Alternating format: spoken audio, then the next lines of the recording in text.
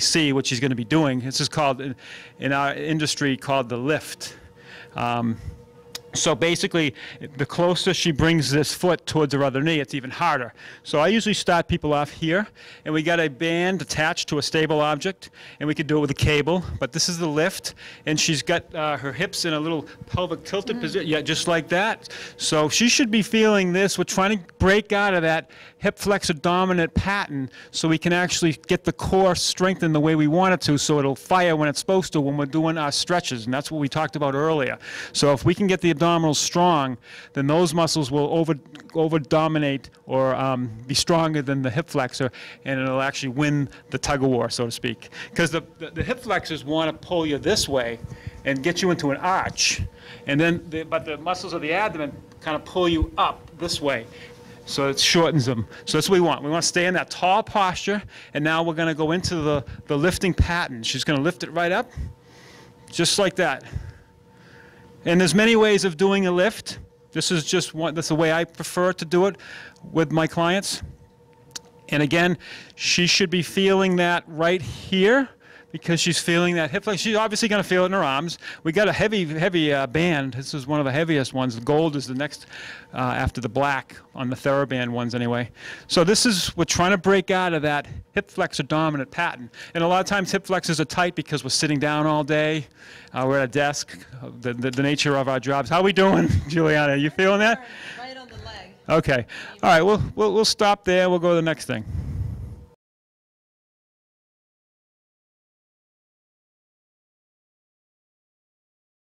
Okay, we're on to the chop now, and again, her foot position is in the same position as it was. If you have the luxury of a line, you can do the same thing we did today, and then you can kind of quantify when the person is able to actually bring it in a little closer, so it actually decreases the base of support, therefore causing more core stability to actually be occurring. So she's staying tall just like she was on the lift, and now she's just going to go through the position. She's going to go down this time. And again, why we're doing this is we want to make sure that she's feeling that in there, Jules? Yeah. So her hip flexor is really being stretched. Her abs are being worked at the same time, not in a way that they would in a crunch position, but we're trying to actually become more abdominal dominance than hip flexor dominance. And that's the whole idea for this. And that is the chop, and she's staying tall. She's not once moving down. And again, she wants to make this harder. She would bring her foot closer in, and she's going to be more wobbly. It's going to be harder on her core stability. Remember, the core works on reflex, so if you put somebody in positions that are going to actually force their core to work, that means that they're going to be more reflexive. And that's the chop. So that's the show on stretching.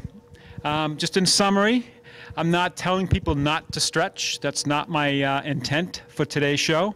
But it is, I do want people to understand why they're stretching a muscle, and the reason why a muscle gets tight. That was one thing we talked about earlier, and as we saw, or as I talked about earlier with my tennis friend, that he had an overreactive IT band, which we showed you earlier.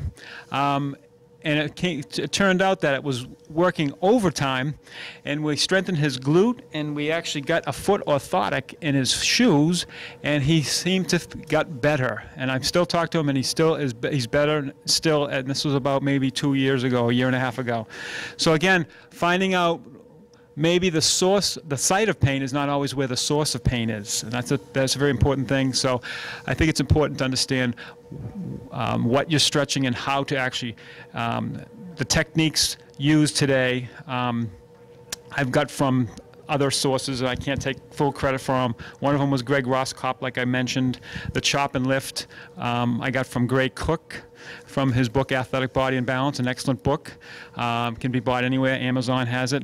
And so I think I'm going to wrap up the show on that, and I hope you enjoyed the show on stretching. See you next time.